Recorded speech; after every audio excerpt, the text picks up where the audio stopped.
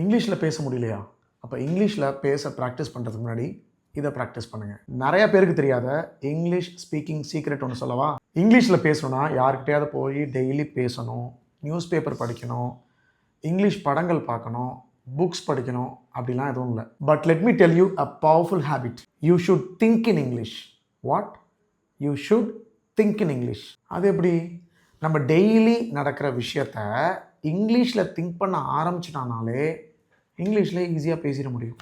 இப்போ எனக்கு பசிக்குது அப்படின்னு வச்சுக்கோங்களேன். I am feeling hungry. நான் கொஞ்சம் சாப்பிடணும். I think I have some food. நான் என் ஃபோனை எங்கே வச்சேன்? Where did I keep my phone? நான் வெளில பொறுத்த முன்னாடி இந்த ஒர்க்கை முடிச்சே ஆகணும். I need to finish this work before I go out. ரொம்ப லேட் ஆயிடுச்சு, நான் சீக்கிரம் தூங்க போகணும். It's getting late, I should go to bed. நாளைக்கு நான் என்ன பண்ண போகிறேன்? What I am going to two tomorrow? இந்த மாதிரி நீங்கள் மைண்டுக்குள்ளார பேசுகிற விஷயத்த இங்கிலீஷில் திங்க் பண்ணணும்.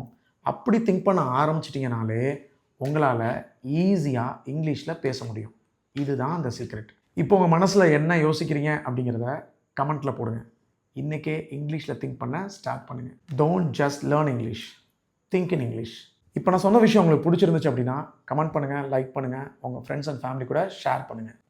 அண்ட் ஸ்போக்கன் இங்கிலீஷ் கோர்ஸை பற்றி தெரிஞ்சுக்கணும் அப்படின்னா கொடுத்துருக்கிற நம்பருக்கு வாட்ஸ்அப் பண்ணுங்கள். பாய்.